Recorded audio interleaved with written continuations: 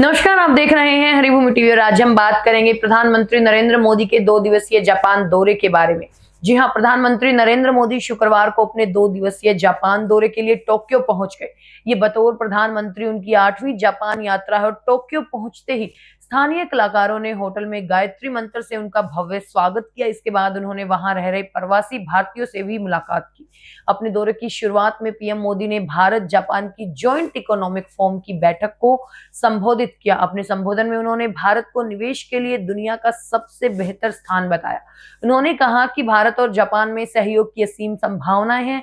मोदी ने जापान की तुलना टेक्नोलॉजी के पावर हाउस से की, जबकि भारत को टैलेंट का पावर हाउस बताया। उन्होंने इस बात पर जोर दिया कि टेक्नोलॉजी और टैलेंट मिलकर ही भविष्य का नेतृत्व कर सकते हैं। पीएम मोदी का ये दौरा भारत की रणनीतिक और आर्थिक साझेदारी को मजबूत करने के लिहाज से बेहद महत्वपूर्ण माना जा रहा है। इस दौरे का मुख्य उद्देश्य भारत जापान के बीच विशेष रणनीतिक और ग्लोबल साझेदारी को और मजबूत करना है। इस यात्रा के दौरान वो जापान के नए प्रधानमंत्री शिगेरू इशिबा से मुलाकात करेंगे। दोनों नेता 15वें भारत जापान वार्षिक शिखर सम्मेलन में हिस्सा लेंगे, जहां वो रक्षा, सुरक्षा, व्यापार और प्रौद्योगिकी जैसे महत्वपूर्ण मुद्दों पर चर्चा करेंगे। और इस सम्मेलन के बाद दोनों नेताओं के बीच डिनर का भी कार्यक्रम है और इस दौरान दोनों देशों के बीच संबंधों को नई ऊंचाइयों पर ले जाने के लिए कई महत्वपूर्ण फैसले लिए जाने की उम्मीद है।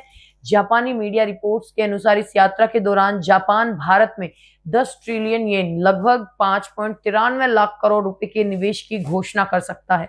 जी हां, पीएम मोदी की ये जापान यात्रा अमेरिकी राष्ट्रपति ट्रंप के भारत पर 50% टैरिफ लगाने के फैसले के बाद हो रही है, जिससे ये और भी अहम हो गई है।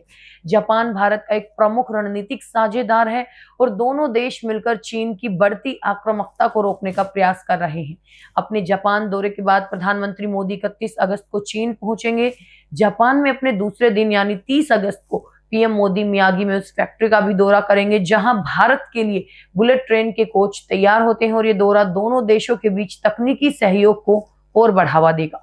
पीएम मोदी ने अपनी यात्रा पर रवाना होने से पहले सोशल मीडिया पर लिखा था कि इस दौरे का मकसद दोनों देशों के बीच संबंधों को मजबूत करना है।